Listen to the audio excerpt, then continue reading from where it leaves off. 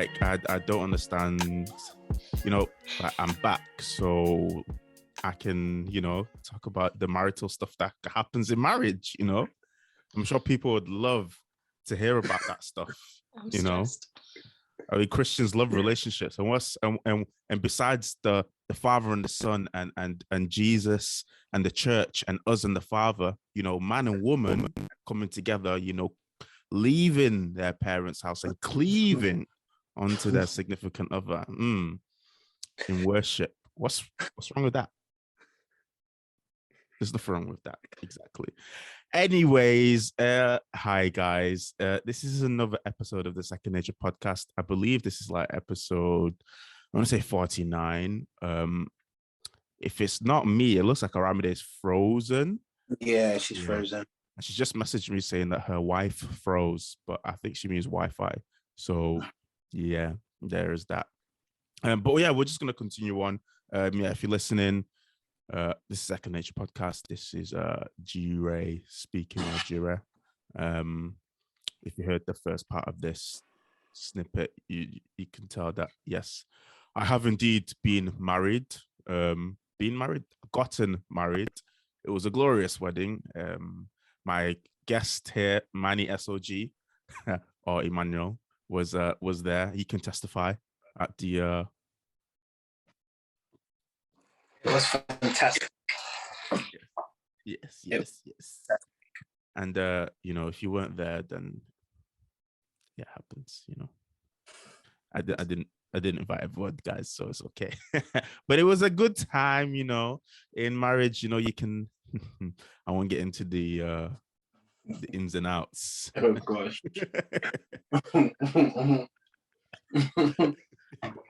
But yeah, a more somber topic, because moving away from relationships. Well, actually, this is about relationship, but just relationships between a parent and their children. So this is to do with, parental upbringing. But before we start, I guess I'll let Emmanuel introduce himself. He's been on before, but he's an interesting guy, and people should know about him. Thank you. So yeah, my name is Emmanuel Oganla. Believer, love Jesus. I'm also a poet, published author. We'll leave it there. Poet. Oh, the ladies that are listening to this saying, "Oh, gosh, what's this?" Okay, ladies, he's also got a strong beard. If you're watching this on the YouTube, oh my gosh, are you advertising me now? And the hairline is strong also. Yeah, you should have waited for me to have a fresh trim if you're gonna do a proper promo. I'm joking. Now, even in your natural state, we could do what we do. Let's talk about, I guess, parental upbringing. Do you want to start? Like, what was it like in your house? Do you know what? My household was very. I think it was an amazing mix, in the sense that I was very sheltered. Like, I grew up in the kind of household where when your friends invite you to birthdays, you have to continue to make up reasons why you can't come. Because my parents had this very strict policy of, you will not go to his house unless I know his parents. You will not go to a house unless I know their parents. So whenever my friends had like birthday, and back then how we celebrated birthdays, everybody would come over and we'll play FIFA tournaments and stuff. So I would make up all the reasons why I can't go.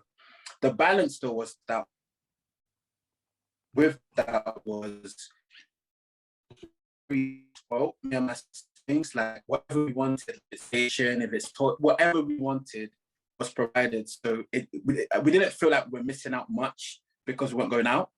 But my parents were very, very, very big on teach your children in the way that they should go, so that when they grow up, they don't depart from it. So we used to have like prayers in the evening. We used to have Bible studies.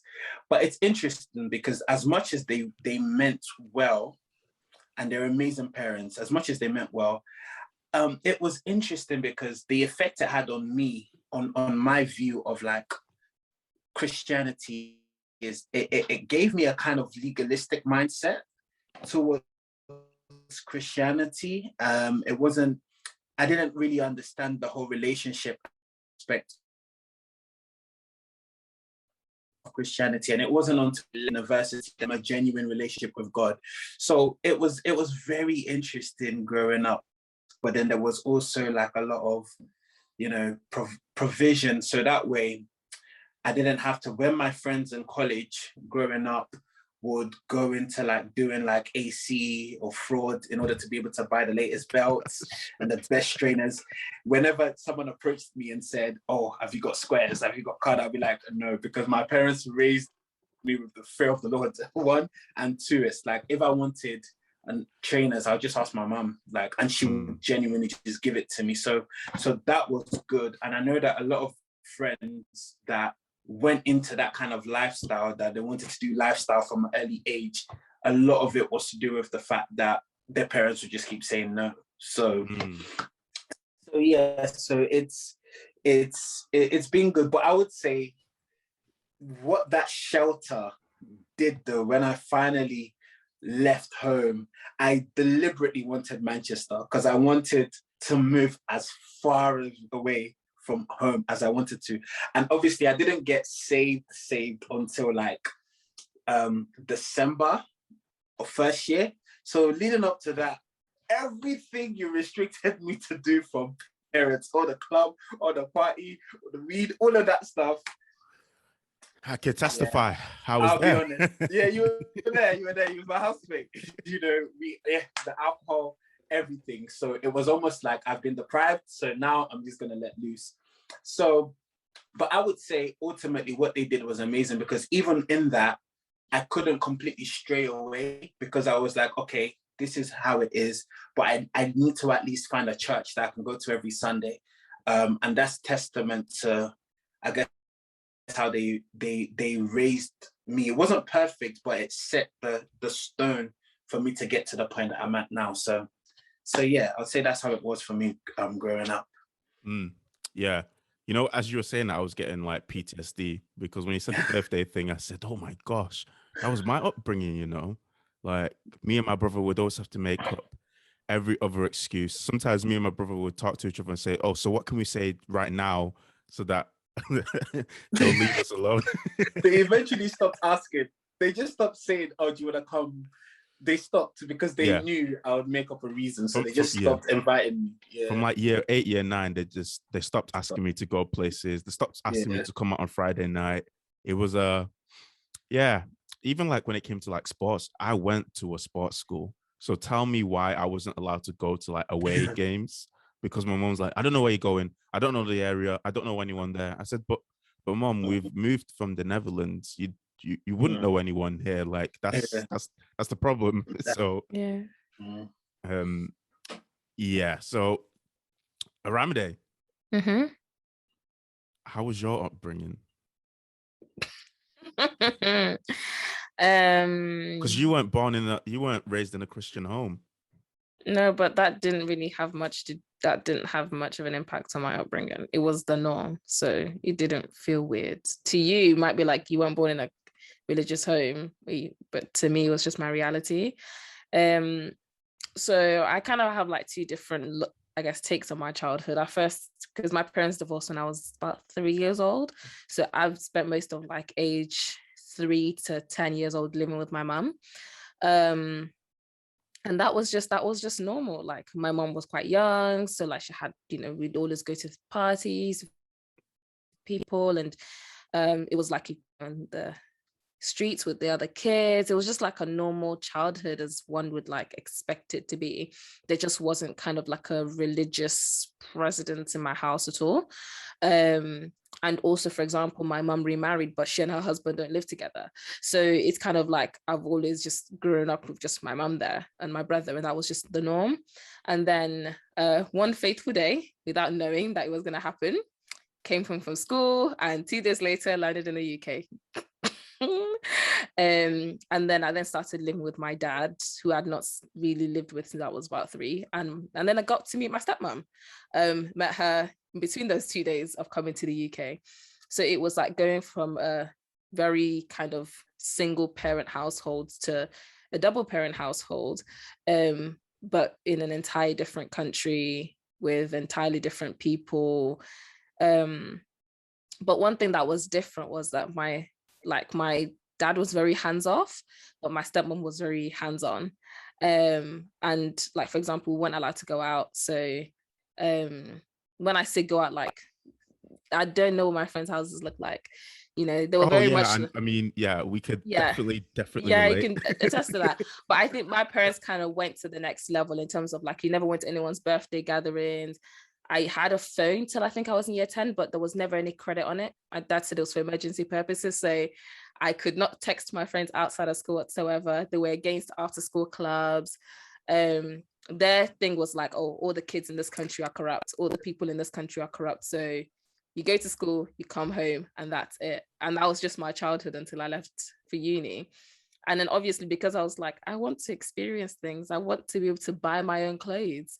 Like all up until, you know, my parents purchased every item of my clothing because I had a vision of what they wanted me to look like. And that vision, tragic. So yeah, I kind of grew up in a very, very sheltered home, but it also meant like I wasn't kind of grown up in a way. Like I didn't understand a lot of social etiquettes, and I made a lot of mistakes at uni, and I didn't kind of know what it was like to just be like independent. So I picked a uni. 2 weeks before the uni was meant to start, I checked it on Google Maps. I realized it was a 5-hour drive from my parents' house. I said, glory. And that's when I think I started growing up properly. Like I went to the cinema for the first time when I was, how old was I? When I was 19 years old. Okay, that's different.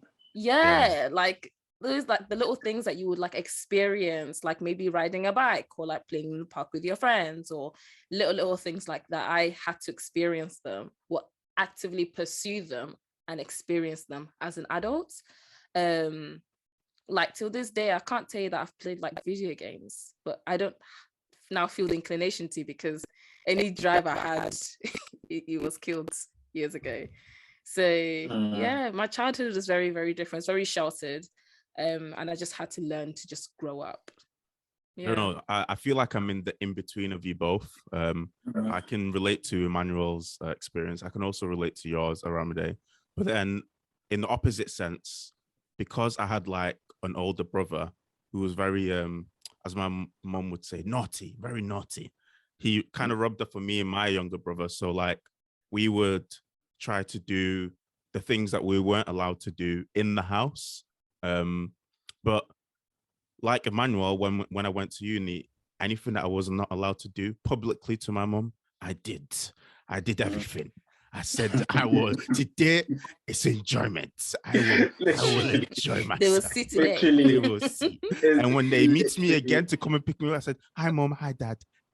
How you doing? You know, glory be to God.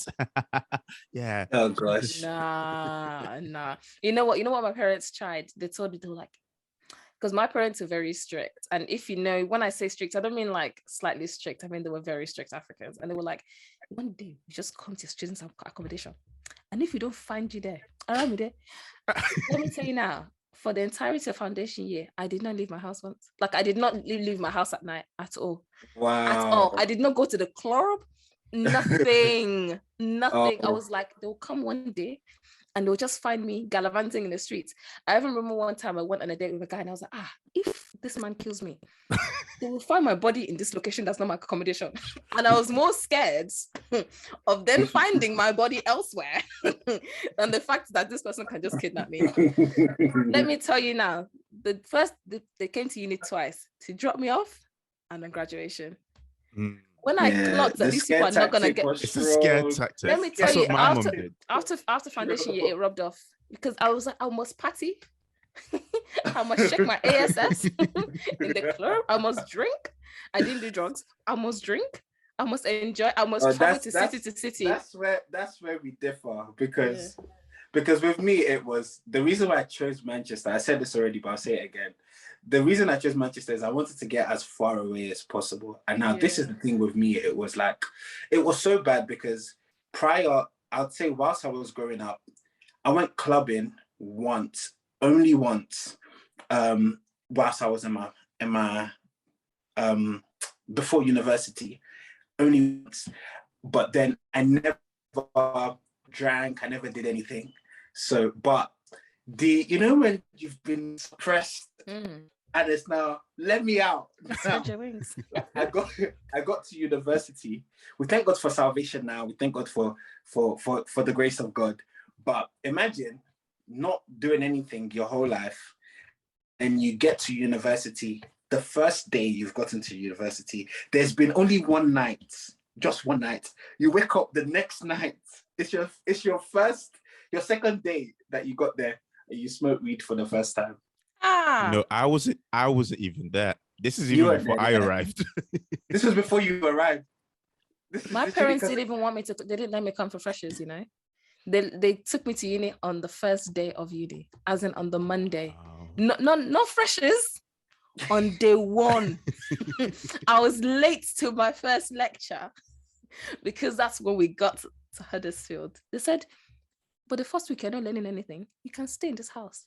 I said, yeah, okay. Do you think these things play a factor in because we all moved to this country from another country?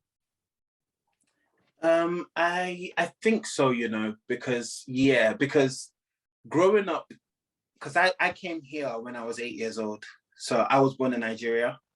But being born in Nigeria, and you know that it's not only your parents that can discipline you, your teachers can discipline you as well. The strangers can discipline you as well. I think it's a network of disciplinarians. No, it's a network of abuse. Let me tell you, if they can stand in a circle and flog you, they would. Literally, like in school, for getting your times table wrong in Nigeria, they will get the edge of the ruler and then make you put your hands like this and use the edge of the ruler to hit you on your knuckles. Like it was abuse. But I think what that did was it just made me someone growing up anyway, in my mum's house. It made me quite like just be fearful towards authority. But I think where it kind of, I guess, affected me negatively actually leaving that shelter was, I feel like maybe it was a bit too much. Maybe there should have been more of a balance, because if there was a little bit more of a balance, I wouldn't go into university thinking, oh, now I must live life. I don't know what you guys think. Yeah. Because I was born in the Netherlands. When I was there, my mum had a lot of like family friends, and they were all like Ghanaian. So if they wanted to discipline me or shout me from across the street, they would do so in tree, and I would instantly know there's somebody that's watching me constantly. But when I moved to the UK, barely knew anyone. So even when I went to uni, I remember one time in first year, my mum messaged me saying, my friend's seen you outside. I said, okay, I'm outside. I can be outside. She said, she's seen you somewhere in town. I said, okay, so your friend would have seen me enjoying myself. Let's all enjoy ourselves. But even in that sense, that shelter, always like someone's watching you. There's always like eyes on you. Felt restrictive. But yeah, obviously all you guys can relate to that, which brings me on to the tactic. You can't? No. What, someone watching you, even when you're in Kent? Oh, actually, you said you didn't leave, did you? It's not that. There wasn't enough people that knew. There weren't enough people that knew my parents. Or to be honest, I can't where I'm from. Either. Yeah. I didn't feel like I was being watched at university. Like I was just... No. I just felt obviously I went to university in Manchester, and I'm from Manchester. Manchester. That's different. You actually went to uni, your home city. No, with me, if I was to get like, there was so we knew, I think 2 or maybe 3 families that like, because my parents are both nurses, they knew like other nurses in that area, but because there were so few Black people or people of color, you might say, in our area, there was never anyone to catch me doing anything. Also, they wouldn't have caught me doing anything anyway. They would have caught me. Yeah, like Baja Tamedo, this your son. Yes, I can see him spreading his wings, is enjoying himself. He's scattering everybody. Yeah, no, I didn't have that fear. Yeah. Okay, it was just me then, just me. But it brings me on to the I guess the topic at hand, which I feel like parents in general do. I was about to generalize it to like West African parents, but that's just not the case. I've watched enough TV shows, enough movies to know that it's just parents all around the world that do this, even Christian like parents, which is parental shaming tactics, or shame-based parenting. ARAMIDE is shaking her head, bowing down and laughing. Oh my God. What do you think that shame-based parenting is? Like the name suggests, is when the concepts of shame is used to discipline your children. So in terms of growing up, especially as a girl, that's all I ever heard. If I did anything, it was going to reflect badly on my parents, not on them personally, but what would your husband's family think? What would your husband think? From like age when you were a kid, 8, 9, 10. And wow. Yeah. That's wild. Yeah. If I was studying too much, apparently it would be like, so will you feed your husband books? Is it paper you'll feed him? Will you fry chocolates? And it's just that idea of like they'll use, let me tell you, I've got stories for days where essentially shame was utilized in terms of like they'll find ways for you to see your behavior or the things you do, or even the way you are. They will attribute it to shame, and they will essentially use that to kind of curtail your behavior, to try and modify it to kind of look how they want it to look. So for example, if let's say you are performing not even poorly, but if let's say you weren't getting certain grades at school, they will compare you to someone else to say, how come that person is getting this grade and you not? And that would obviously bring up feelings of embarrassment or shame or feeling less than in the child. And it just seemed growing up, that was my experience anyway, of how that would kind of be used to shape who I am, because they will make it seem that the things that I do, things that are inherent to me, as things that I should be embarrassed by. So then I'm less likely to do it, if that makes sense. Yeah. I can't ever say that my mom actually used like shame-based parenting. She might have done, but I don't think it ever resonated with me, especially not like academically. But I always used to hear like some of my friends' parents, even on like parents' evening, why can't you be like so and so, or look at how such and such is doing, why can't you do that? Like I said, because academically I was always doing well, I didn't suffer from things like that. But even my brother growing up, who always used to get into trouble in school, my mom didn't even really use shame-based parenting then. She was just like really patient and understanding, and most of the time thought, these teachers clearly don't know how to teach my son as properly as they should. And sometimes teachers obviously can be like that because they lack patience. But I feel like shame-based parenting, men, so my stepdad, he did it a lot. The question I always asked, the question he always said to me was, are you normal? And I always used to say it to Emmanuel.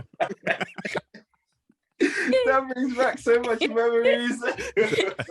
He'd always ask me, my brother, he said, are you normal?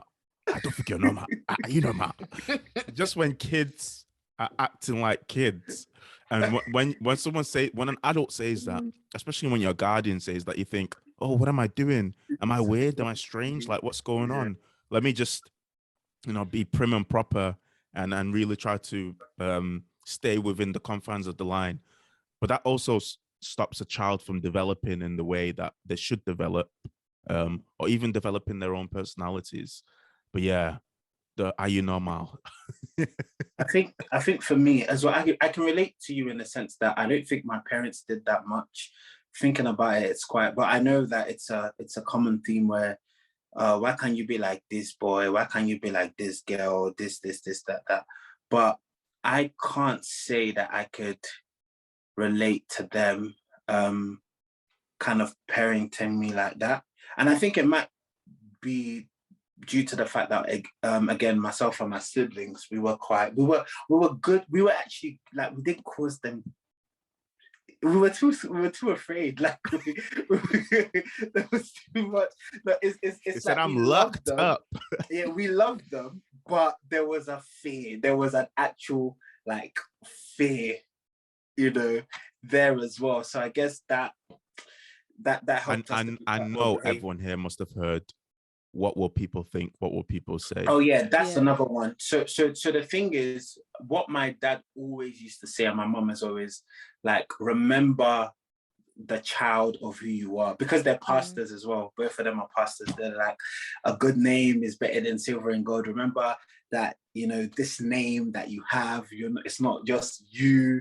You represent. And I always had this, I don't want to disappoint them. I don't want to. And one thing my parents did as well that was quite genius on their part is, growing up, we used to do Bible study, but I can't tell you which other ones like kind of resonated, like the 10 Commandments and the story of Hophni and Phineas, the children of Eli, the priest. I don't if you guys remember the story. So Hophni and Phineas, they basically were horrible kids, and because they were horrible to the Israelites and whatever, God judged Eli, and Eli lost his priesthood. He died. They died. So every Bible study, don't be like Hophni and Phineas. Don't be like Hophni and Phineas. And I'm thinking, I don't want to be like Hophni and Phineas. I don't want to be the reason why the family is judged by God or whatever. So that really, I remember. I would never forget.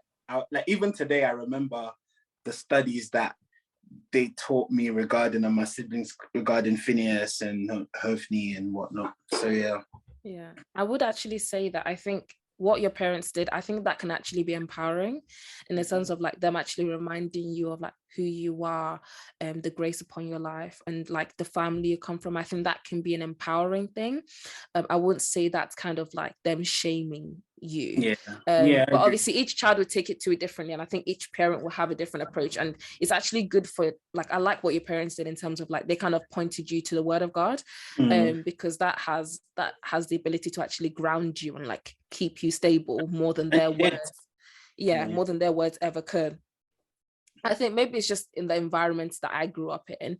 I definitely know that was just a lot of parents weren't really, like, they didn't put in, I don't want to say they didn't put in the work, but like they wouldn't really seem to put in the work to kind of like know their child as their child. Like, okay, if this is my child, I don't know, John is this way, John has this character, John might have certain inclinations to do these things, and so because that's part of John's natural character and what John is quote unquote doing isn't bad, we can actually nurture that, we can find a way to make it into something productive.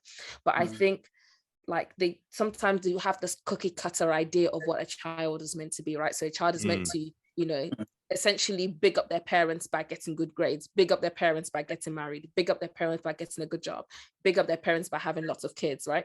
And big up their parents by not doing anything that would like cause their parents harm or any sort of distress, right?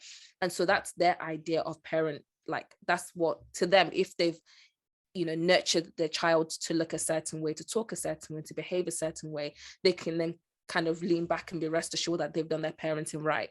But that's not actually true. God hasn't created everyone to look the same or to talk the same or to kind of, like I said, be like a cookie cutter idea of what a child is. Like, have you seen that meme where the guy was like, oh, can I have a 0.5? And the guy's like, and the father's like, cut it off. Remove everything. Five boy. Remove everything. Exactly. Five boy is the five boy at the end. Because so when I was in school, I wasn't allowed to like grow out my hair. My mom would always say, you will have it low. You must have it low. You will cut it. And then it came to a point where she said, my stepdad is gonna cut my hair from now on. Yeah, I won't be going to the Oh barbers. God. So that was a Oh. real experience. You know, it toughens you up when kids are bullying you for your haircut. But you know, I can't lie. My dad used to be a barber in Nigeria. So my brothers, until they went to uni, my dad was the one cutting all the trims. And let me tell you, it was the same level from front to back.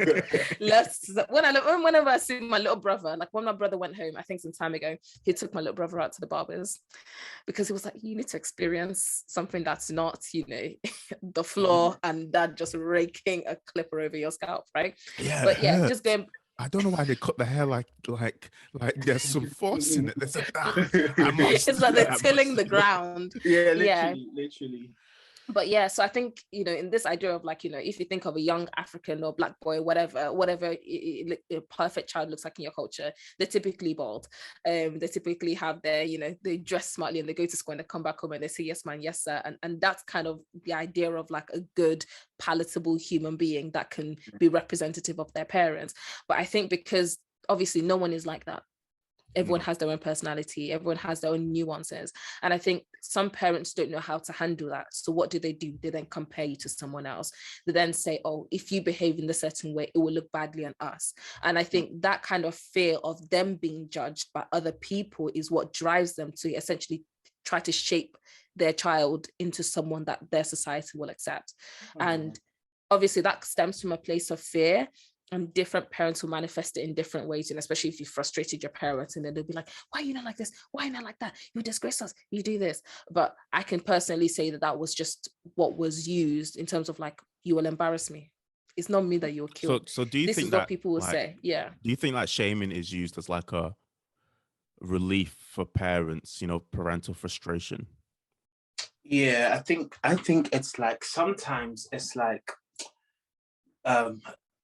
I feel like a lot of our parents, they go through like trauma that we don't even know about, and it just kind of like projects. Like, not speaking about my parents specifically, but I've been in situations and like thing where it's like you could see that the mum, for no like great cause, or dad, is just lashing all the frustration on the children in a moment, because the children, what the children are doing, it's not even that deep, it's small, but because this person has wronged you and this person, they have to be the victim of all of your pain. And I think a lot of it is just like trauma that just is exploded on children, and it's just a bit, yeah, it's a bit crazy. Yeah, I mean, like when I think about the scripture, train a child in the way it should go, I feel like though parents use that a lot to you know, kind of curtail or discipline their children in the way that they should go. Hand in hand, they use frustration and anger to do that same sort of discipline. So many a times I have seen like parents, when they're a bit slightly annoyed or slightly frustrated, lash out at their children. Because you always hear stuff like about parents who are verbally like abusing their children, even if they're never physically doing it. And most times, a lot of people, even people that are probably listening, will say, "Oh, I'll never do that to my child." And I said, "Oh, you'll be shocked," because when you get there, and when you will actually need the grace of God to sustain you and be patient. Because if you're not a patient person now, oh, a child will Will expose yeah, your they will expose impatience. you. They will test, really test your patience.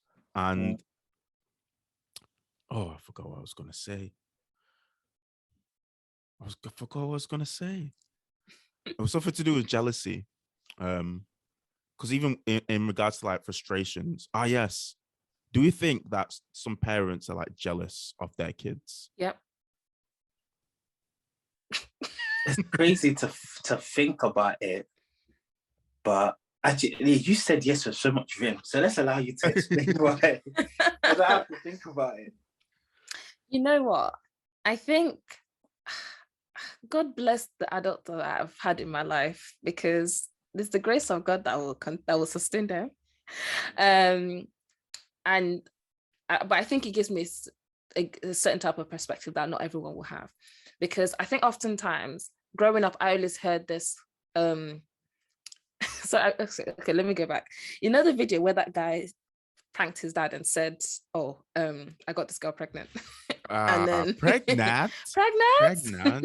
You will end up in McDonald's. The dad says a term, and I always remember it, and he says, "Moti jia lorio awomoi," which means that I have suffered over these children. I have suffered over these children.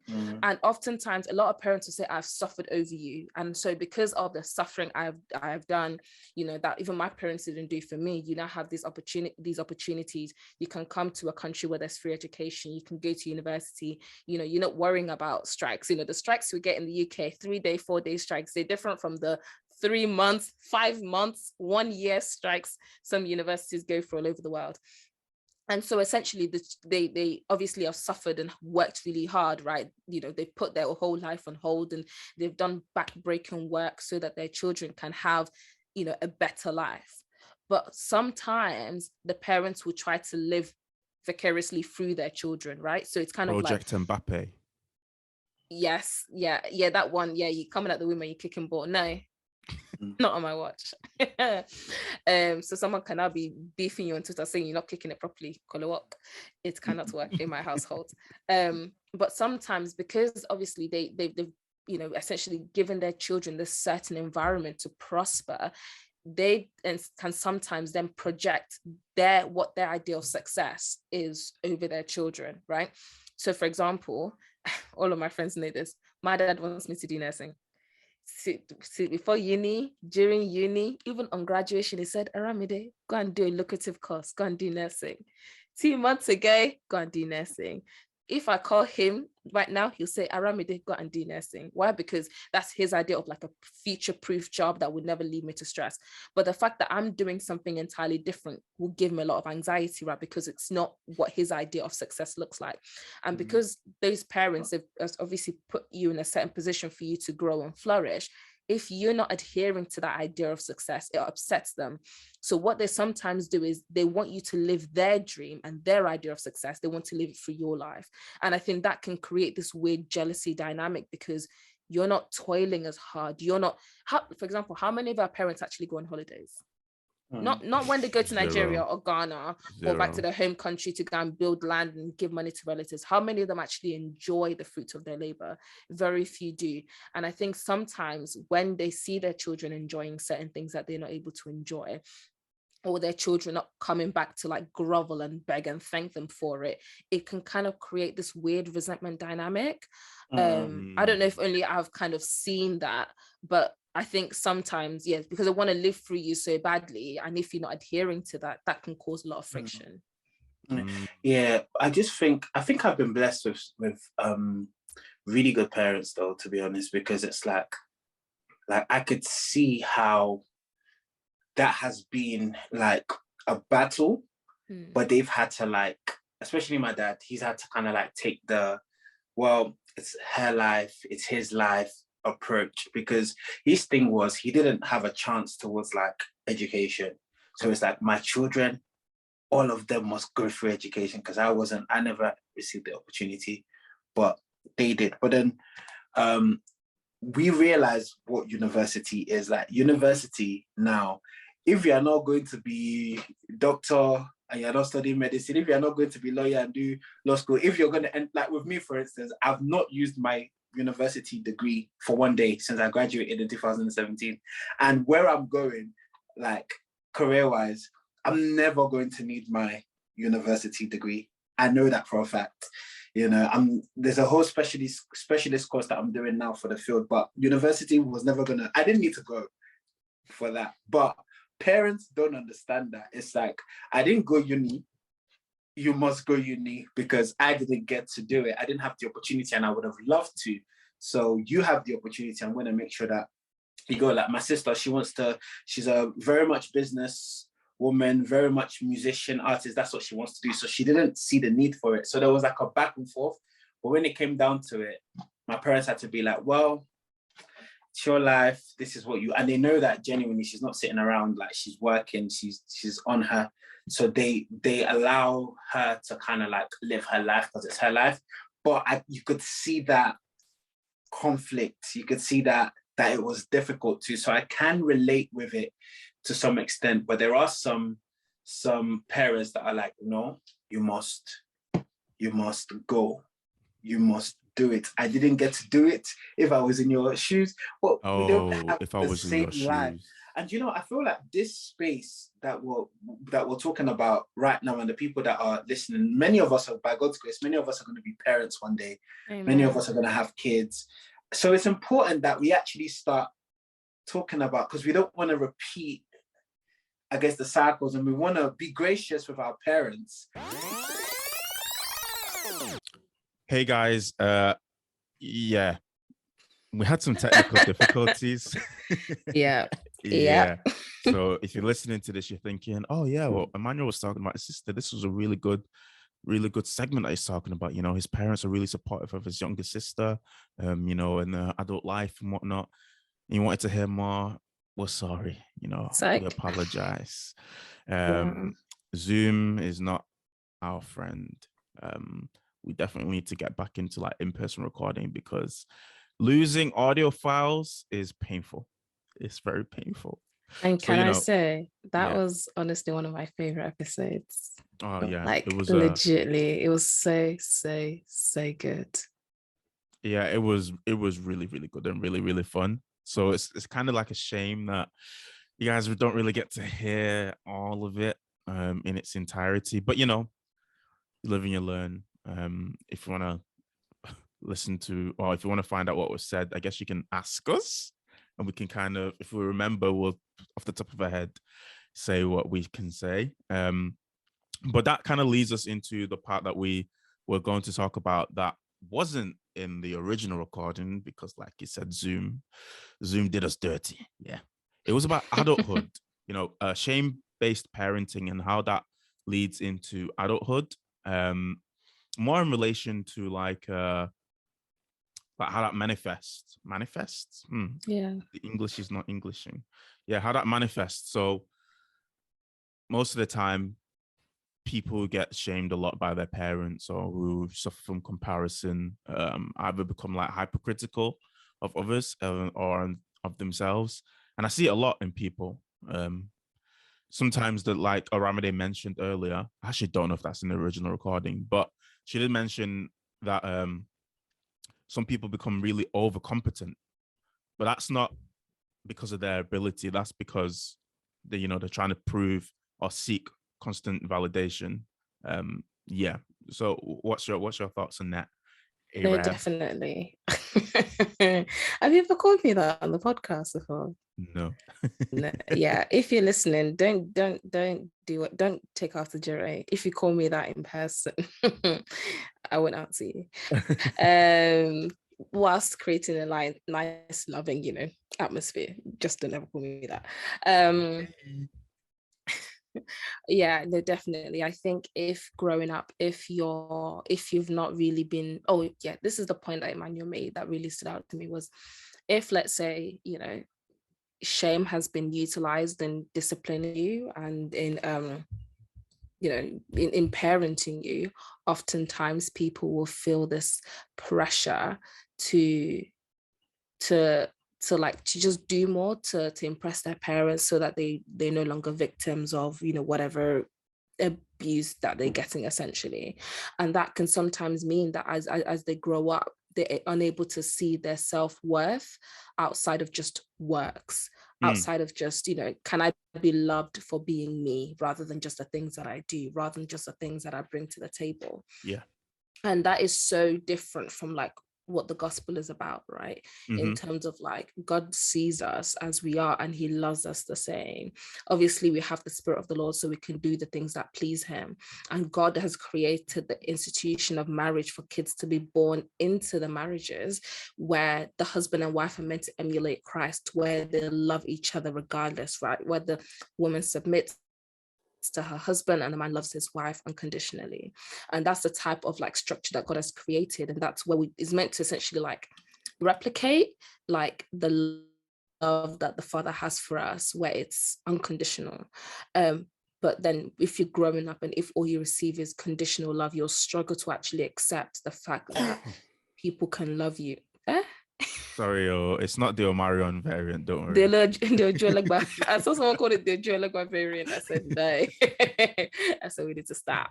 But Boris, yeah, come outside now. Sorry, that was just the outburst. One day we're gonna do a series on leadership. And if the Lord wants us to be led by a never mind. By a man such as Boris. Yeah, I prefer not to speak. But yeah, how if let's say you've just to summarize, if you've grown up in a home where shame has been utilized to parent you, you might struggle to just accept love and even just accept yourself as you are, and like just let yourself be you. If you think about it, like when children are really, really young, they're just themselves before they start being shaped by the environment that they're around them. You know, if let's say a baby, I don't know, toddler falls on the floor and you gasp, they'll cry. But if you don't do anything, they won't react. They'll be like, oh, okay, it's cool. They'll just get back up and start running again. And so it's like you've been conditioned to think a certain way, and it's really important that as adults we actually try to go back and think, who am I, you know, outside of all these conditionings. Oh, some can be good, you know. So you know, some kids can be really wayward, and discipline in them and, you know, can work, but not every single person will benefit under that type of parenting. And and the point that I remember making was like the shame-based parenting kind of corners you into living a life of secrecy. I'm sure you guys probably know. You were doing cocaine in Parliament. Sorry, that was the Prime Minister. Oh my gosh, JIREH, don't get us in trouble. Can I just say the views of JIREH entry are not, are they though? Anyway, let's just park that. But like, I'm sure you guys will probably know some kids who lived a secret life, right? Who, you know, when they'll be in school, they'll be doing somehow, but when they get off the bus to go home, they suddenly roll down the skirt until it covers the knee. It's just little things like that, but obviously it can follow you into adulthood where you feel like you need to hide certain aspects of your life or your character because your parents won't be proud of it, or your community will despise you of it because, you know, sometimes kids are brought into this world and parents expect you to fit this cookie cutter shape of what it means to be a good child, a child that they're proud of or whatever. And if you don't fit into that, you might be more inclined to hide certain aspects of your character. And I firmly believe that you should not wait for your parents to die before you start living your life. Because then it's the truth, because there's no, you can't even form a relationship with them because that's not the real you. And also you as a person, you can't really live your authentic life. You'll be scared that someone's going to find you out. You'll be scared that people know that you go out, you know, you have a piercing, I don't know, you know, the ones where like you dye your hair, you know, imagine going home slapping in a wig and like, obviously we're just joking, but it's the truth, because people feel like they need to hide certain things. And I don't think that's healthy. I don't think that's a good place to be in, because you're going to get jealous of people that are like authentically themselves and wonder, why can't I be like them? But you think that they're weird and you think they need to conform and be like the rest of us, but that's not normally normally it stems from the fact that you can't be yourself, like you were saying. But even in relation to that, oh sorry, were you finished before I even I'm done with what I wanted to say. Sorry.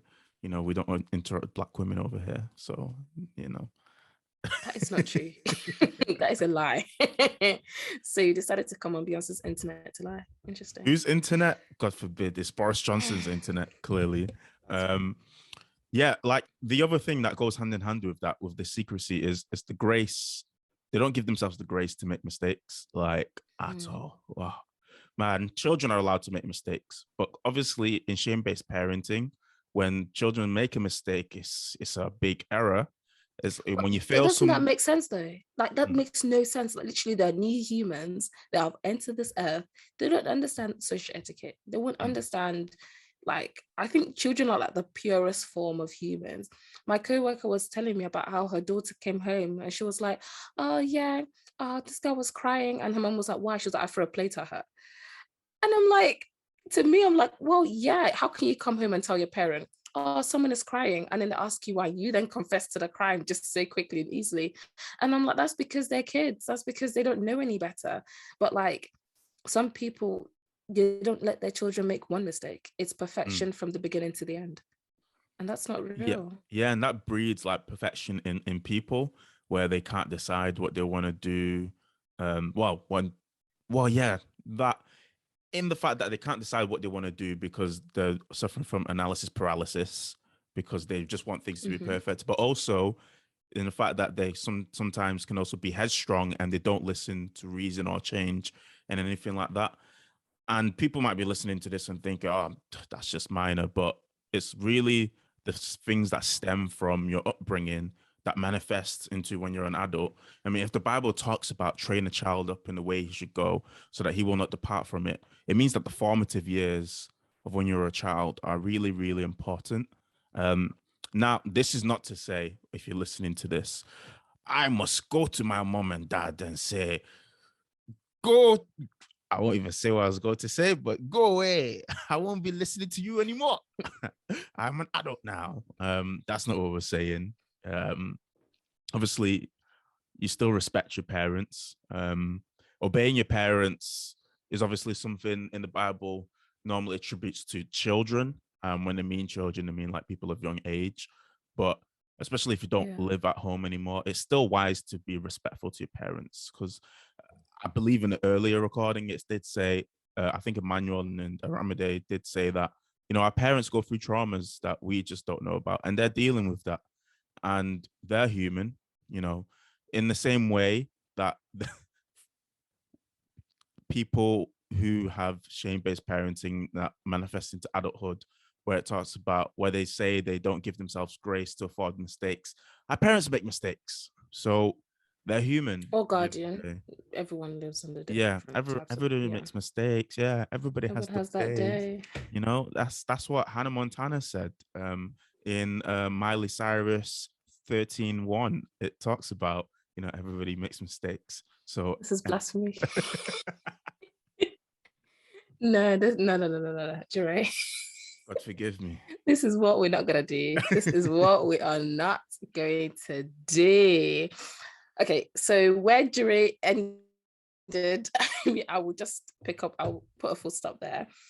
No, but definitely, I think because like different parenting styles can manifest from so many different reasons. I think in the last recording, which we're gonna keep on referencing, but so you won't be the last recording because you'll just be listening to a continuation of us talking. Yeah. Minus Emmanuel. We kind of talked about how, for instance, a lot of parents are fueled by trauma and fueled by hardship that they've been through. And that's what kind of challenges them to leave their home country and go somewhere else to live a better life, right? And sometimes it means that they are so focused on you prospering and so focused on you like making a life for yourself, but oftentimes that looks a certain way to them. That might look to them like you being in the job that's future proof, even though you don't actually enjoy that, like that field at all. It might look like them wanting you to look a certain way, right? So you can fit into their idea of a respectful boy or a respectful girl within your society.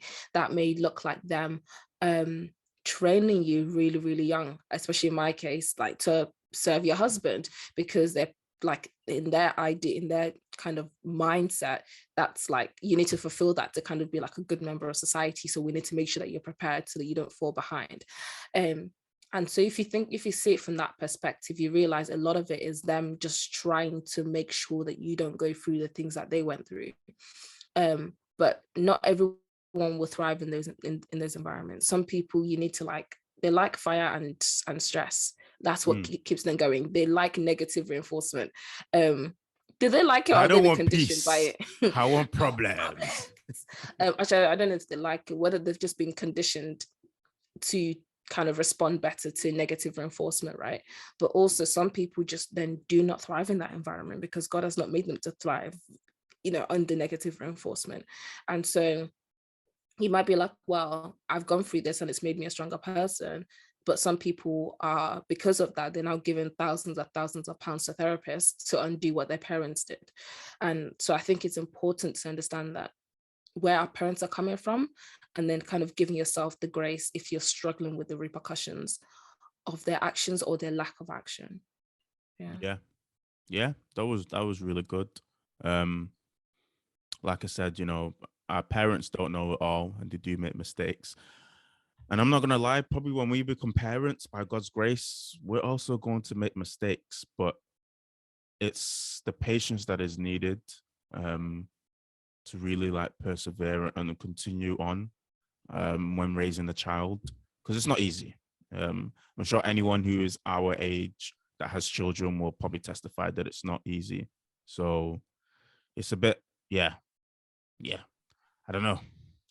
Like I said, just obey your parents. Be respectful to your parents. But if you're still under your parents' roof, it's what they say that it kind of Good goes, luck. unless you got the money to move out. But yeah, we're not in the business here of telling you to go and rebel against your parents. That's not on our conscience. That's not happening for us. It's just not. I already blasphemed once with Miley Cyrus 13 one, but it's okay. We won't continue on with other stuff. Yeah, in Jesus' name, amen. Amen. Well, that is it, guys. Hopefully this other part of the recording, well, it's all one part to you, is helpful. Let us know what you think. If you agree, disagree, hit us up, send us a DM. Yeah, just let us know what you think about this, because I'm sure so many people have so much to say. Because this isn't just to like West African traditions or culture. It happens all around the world. Yeah, and we have people that listen from various parts of the world. So yeah, let us know. Let us know. All right, guys. Yeah, you're listening to the Second Nature podcast. Follow us on our social media. Listen to us on Spotify, Apple Podcast, Google Podcast. I believe there are some other spaces as well that we're at.